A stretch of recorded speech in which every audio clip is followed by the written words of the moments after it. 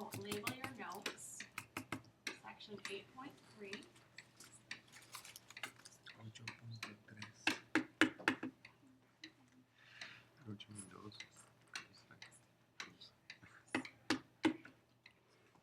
What does that mean? Geometric sequences. What does that mean, you guys?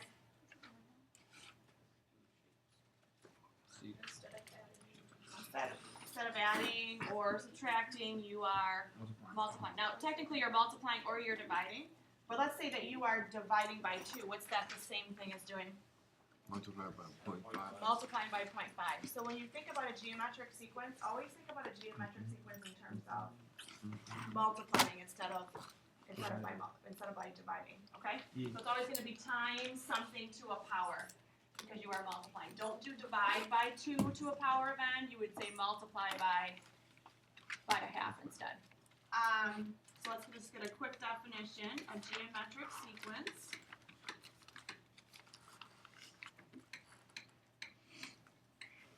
Sequence is geometric if the ratios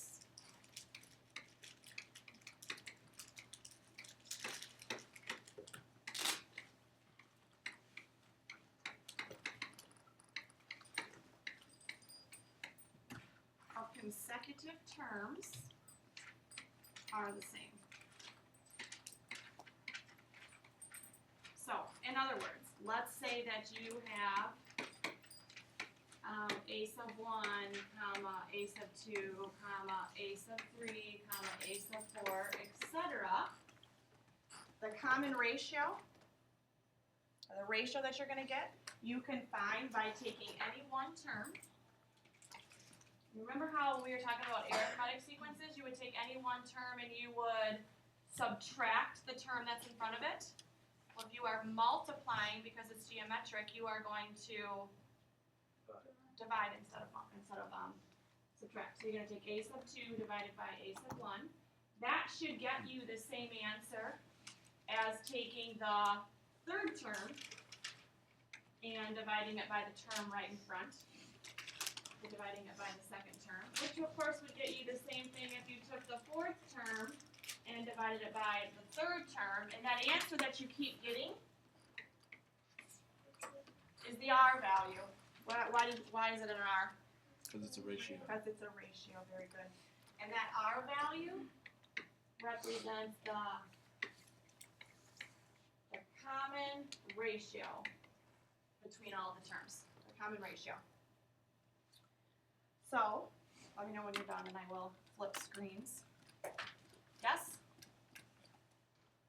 Alright, so if I give you this sequence, 3, 12, 48, and 192, and I ask you to find the common ratio, find the R value, what are you going to do? Divide. You're going to divide. You're going to take any term in the sequence and you are going to divide it by the term that falls right in front of it. So the R value in this case would be 12 divided by 3. Or you could take 48 divided by 12, etc. You could do that for all the terms if you needed to.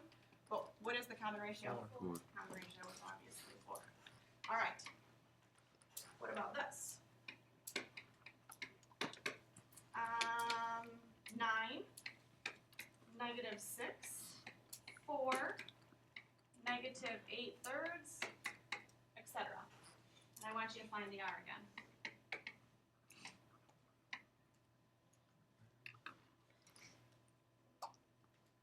What are you going to do? Divide.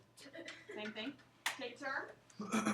Negative 6 and divide it by the number that is right in front of it. Negative 6 divided by 9.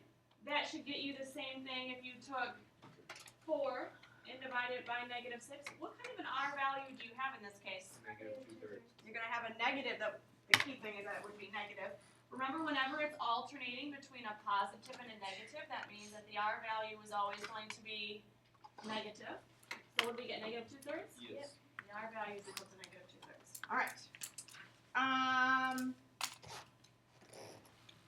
Let's try one of these. Can I flip?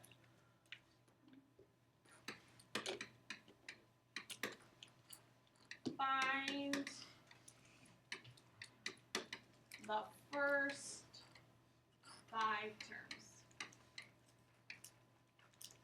The first term, a sub 1, is equal to 4, and the r value is equal to 2. And I want you to find the first 4 terms.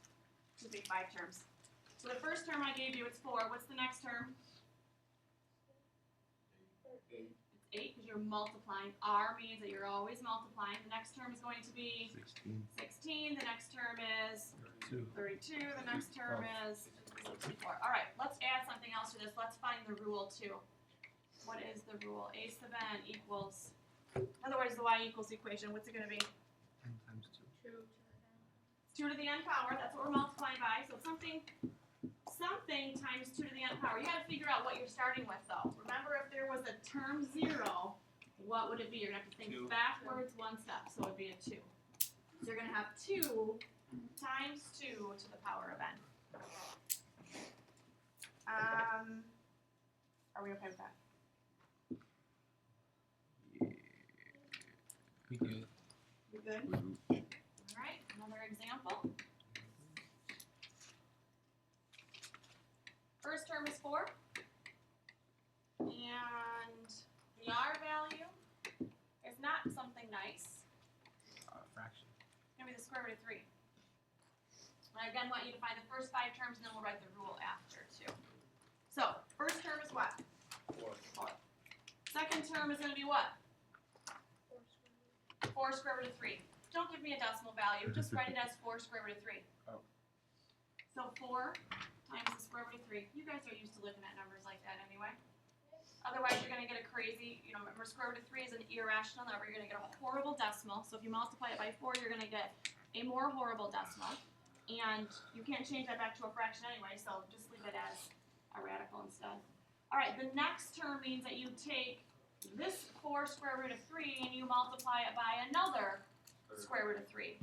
So the first thing you want to do is multiply the square root of 3 times the square root of 3. This square root of 3 right here, multiply that by another square root of 3. So what is the square root of 3 times the square root of 3? The square root of 9, yeah, which is really 3. So really what you're doing here is multiplying 4 by 3, which is what? Just 12. All right, so the third term is 12. What's the next term? 12 square root of 3. 12 square root of 3. And then the next number? It's really 12 times 3, which is 36. Good. All right, your rule. A sub n is equal to, what are we constantly multiplying by? Square root of 3. We're constantly multiplying by the square root of 3. So a square root of 3, I'm going to put that in parentheses, to the n power. What about the 0 term though? You got to work backwards 1 step and get the 0 term. So if I were to work backwards 1 step, what would I do? I'm multiplying by the square root of 3 to head to the right. So head to the left, I have to divide by the square root of 3. So what I'm going to do is come over here. I'm going to take 4, and I'm going to divide it by the square root of 3. Now, I guess, you know what, you could leave it like this, but I've always told you guys try not to leave fractions with a radical in the denominator. So if that's what you're doing, what am I going to do to get rid of that radical in the denominator? Yeah, multiply by the square root of 3 where? On the bottom. Yeah, remember? Really what you're doing when you multiply by the square root of 3 times over the square root of 3 is you're actually multiplying by 1. When you multiply by 1, you don't change the value of the fraction. So whatever you do to the denominator, you need to make sure that you're doing to the numerator. What is the square root of 3 times the square root of 3? 3. It is 3. And then in the numerators, you have 4 square root of 3. So what goes here? What goes in front of the square root of 3 to the n power? 4 square root of 3. 4 square root of 3 over 3 times the square root of 3 to the n power. Okay. All right. Another example. First term is 81. And I'm also going to tell you that a sub k plus 1 is equal to a sub k times 1/3, or 1/3 a sub k. What kind of a formula is this? It's a recursive formula. It's a recursive formula, and remember that k plus 1, that really represents your next term. So a sub k plus 1, I'm going to label as being the next term. And then what is that a sub k? No. Yes, whatever you have right now. So what term do we have right now? 81. You have 81. Term 1 is 81. So if you have to write the first 5 terms,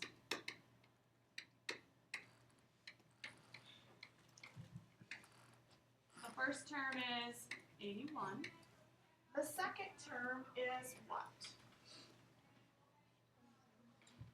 It's 27. Yep, you take the 81 and you multiply it by 1/3. So 81 times 1/3 is 27. And then you take 27 and you multiply that by 1/3, you get 9. You take 9 times 1/3, you get 3. 3 times 1/3, you get 1. What's the R value? The R value is 1/3. So if you had to write a rule, a y equals rule, a sub n rule. A sub n would be equal to, the R value is 1/3, so what gets the power in this case? 1/3, so it's going to be something times 1/3 to the power of n. We need to figure out what the 0 term is by working backwards one step. So we need to, Divide parentheses. yeah, so you could take 81 and divide it by, now make sure if you're going to do that, if you're going to take 81 and you're going to divide it by 1/3, you make sure that you put the 1/3 in parentheses in the denominator. But when you divide by 1/3, what is that the same thing as doing? Multiplying by It's reciprocal. Okay, so you could do that too. Multiply by the reciprocal instead. So you could just take 81 and then multiply it by 3 to get your power of n. All right. Another example. You I'm just know it. debating on whether or not I need to give you this example.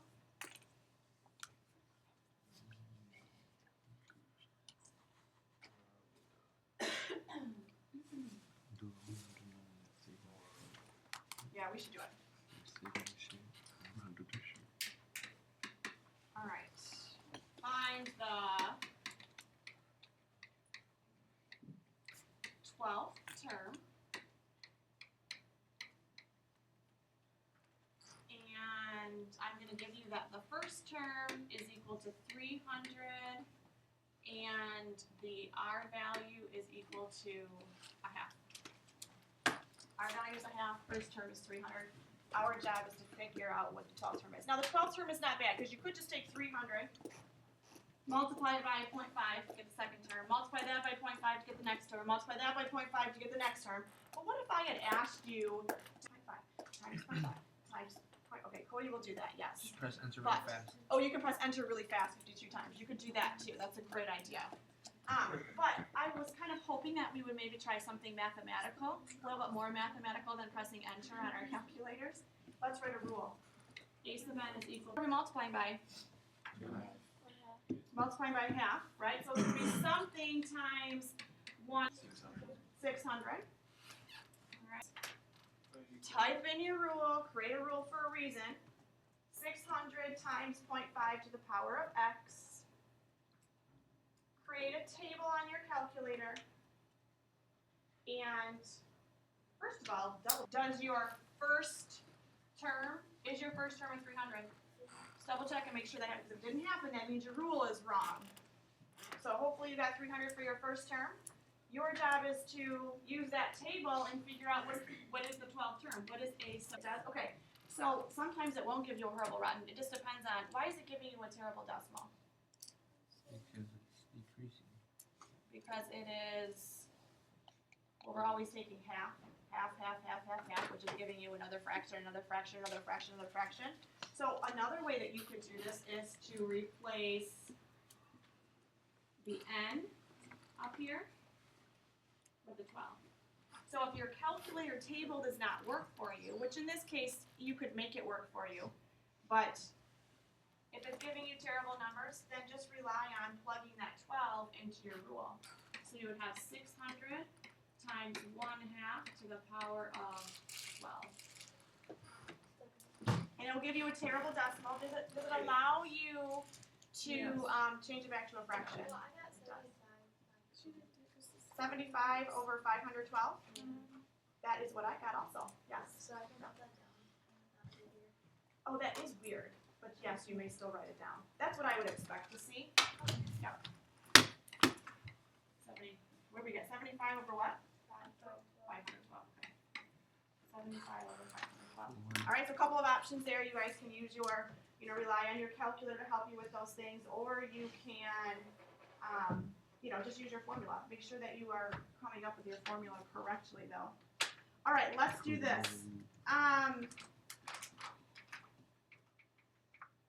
think if any part of this is difficult, this is it, and it's not very, the next thing I'm going to show you is, it's not horrible though. We just got to think a little bit differently than what we've been thinking in the past. Okay, so another example. Let's say that I give you the fact that the third term is equal to 16/3, and I tell you that the fifth term is equal to 64 over 27. Now, first of all, this problem doesn't look nice because it's all not very nice fractions. But it is geometric, I will tell you that. And whatever, okay, we have the third term. We don't have the first term. We don't have the second term. We know that the third term is 16/3. We don't know the fourth term, and we know that the fifth term is 64 over 27. So what are we doing? What are we doing to 16/3 to get to 64 over 27? Now the first thing that you need to remember is that you are actually whatever number you're multiplying by, you are multiplying by that number 2 times to get to 64 over 27. Cody, you were going to say something. I'm just going to say multiply the top by 2 and the bottom by Okay. So you are because if I went 16 times 2, I would get 32, and then 32 times 2 would get 64. Very nice. And then the bottoms, we go 3 times 3 is 9, and then 9 times 3 is 27. So what are we really multiplying by? 2/3. All right, so for a moment, we are going to pretend that Cody was not in the room, and we did not know how we got from 16/3 to 64 over 27. This is what I would like you to do instead. Because there's going to be times where you're not going to be able to figure it out that easily. We have to think backwards. Remember a couple days ago we were talking about arithmetic sequences, and I gave you like the 12th term and the 5th term, and you had to subtract the ones that you knew? Do you remember doing that? Yeah. And then you had to divide by how many steps it took to get from the 5th term to the 12th term? Yes. Well, we're going to do something very similar to that, but we aren't adding to get to each next number. We are multiplying. So instead of subtracting this, all right, so you're going to take your 64 over 27, term 3, which is 16/3, off with, is not the R value. Because this, the answer that you got, is actually how many R values? How many R values? Whatever you get when you divide these two, you guys, that is by this. The answer that you get will be that number twice. We already know that the answer should be what? 2/3. We know the answer should be 2/3, but we got 4/9. So because you had to multiply by that R value 2 times, we are actually multiplying by for each step. We need to take the square root of 4/9. So when we get this answer, we end up with 4/9. Our job then is to take the square root of 4/9. Make sure when you take the square root, you throw it in a set of parentheses. Square root 4/9 gets you, should get you 2/3 if you change it back to a fraction. So let's say this. Let's say that it had taken us 3 steps to get from, let's say that this 64/27, let's say that it was not the 5th term, let's say it was the 6th term. So we had to multiply 1, 2, we had to multiply 3 times. If we had to multiply 3 times, we are not going to take the square root. What are we going to take? Cubic. You're going to take the cube root. What if it took us 5 steps to get from the term we knew to take the what? Excellent. We're going to take the 5th root. So if it took us 10 steps, we would take the 10th root. All right, so let's try this. I got to show you guys how to find cube roots and 4th roots and 5th roots and such on your calculator. So please do this. Press math. Press math, and you're going to arrow down to, if you go to number 4, I don't know if it's the same on all of the calculators. You need to go to the feature that looks like, I ran out of 3. pages. Wow. What'd you say? You could take some of the pages from the other videos and show all the ones you wasted. Oh, thank you. So you want to go to the little option that looks like this. That's cube root. And on some of your calculators it looks like it's option 4, but some of them it's option 5. So you want to go to this if you want the cube root. But let's say you want the 4th root. Obviously the square root button. You guys all know where that is. What if you need the 4th root? Click on the one with the little X. Yeah, click on the one with the X. It'll look like this.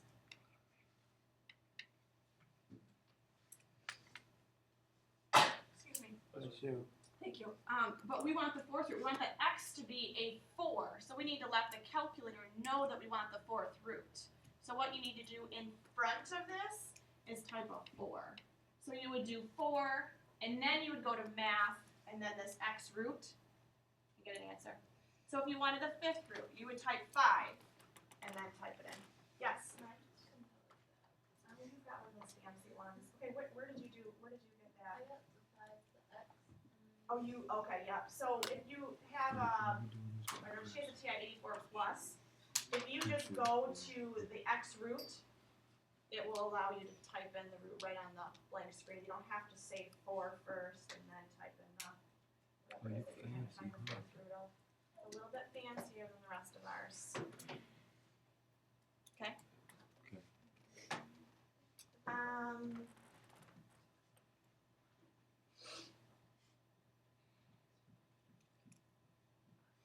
Okay, I have one more thing to show you. Oh, let's try that again. I have one more thing to show you. Thank you. Alright, here we go. Remember, this is it, you guys. You don't have to hear me teach you anything else until after spring break. Oh, yes. Alright, that one wasn't me. When is the test, Miss Morgan? Tuesday. Tuesday. Are we really doing Tuesday? Oh, When are we doing the I wasn't sure if that was sarcastic or not. No sarcasm. No sarcasm. Tuesday is the test. Oh, We're gonna that fight was this the morning. Huh? So we're gonna fight. We are? Yeah. Why? I I got can't bucks. tell if it's sarcastic. You can't tell if I'm being sarcastic? No. She's like, why? He said he'll give you a girl.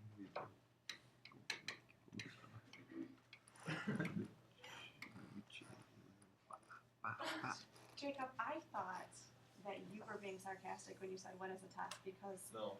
I thought that we had mentioned when the test was going to be like 800 times already. So when you And asked, what I is thought it? you were trying to irritate me. No. No, okay. All right. You accidentally irritated me. Miss? Is that what you're saying? Miss, I guess so. do you ever make one of those and they taste nasty? Really? And you still drink it, right? There's healthy things in it, then Oh, yeah. absolutely, yes. Ooh, Then hair. why do you drink it? What's the matter? Hands are right next to the microphone, so you can just watch the video and figure it out. Okay, here we go. That's great. To find the sum of a geometric series, what does that mean? Some.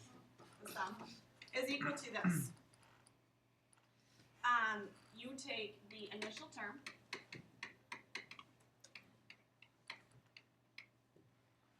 So what does that mean? Initial term. Zero term. Okay. What if I I asked you to find the sum of the terms starting with term 2 to term 12. What's the initial term? Oh. So you see what I mean? Whatever it is that I'm asking you to find the sum of, the very first term number that is in that series is your initial term, okay? All right, so you take your initial term and you have to multiply it by this. You multiply it by a fraction, and that fraction is 1 minus to the n power. What is n? That numerator divided by 1 minus the common ratio. So if you need to put a little note in there, the r value here stands for the common ratio, and the n value stands for the number of terms. This formula should look familiar to you from last year. So, Nope. example.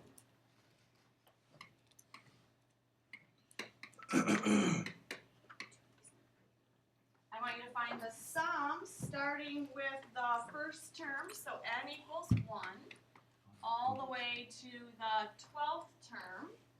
And the rule that we're going to use is 4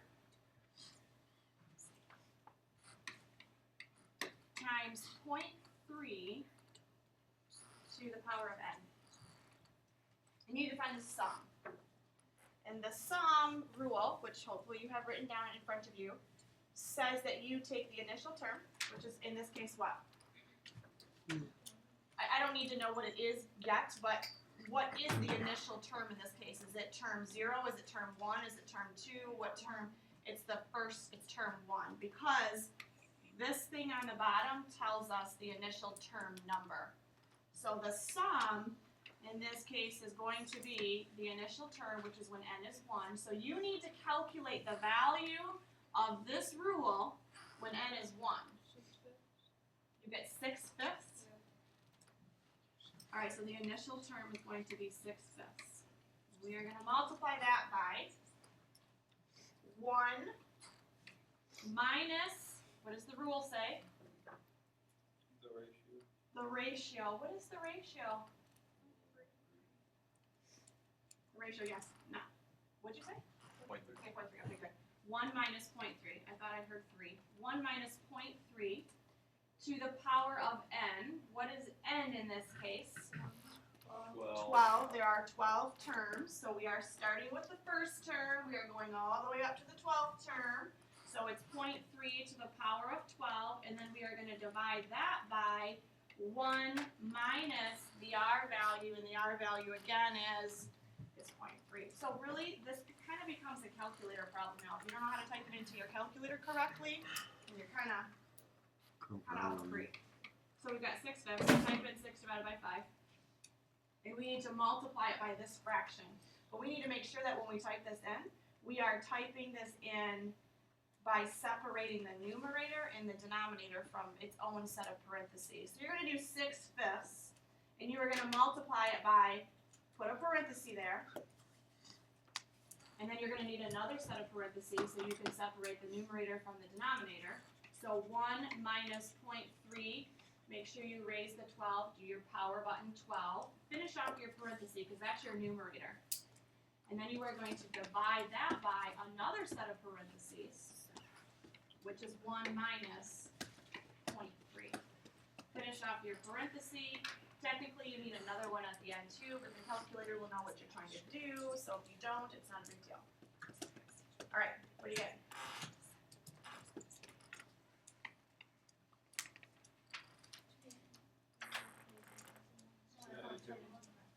That won't change into a fraction, that's okay. Would you get approximately the sum? 1.7. Okay, that is what I had also, 1.714. Anybody need me to clarify how to get that? 1.714.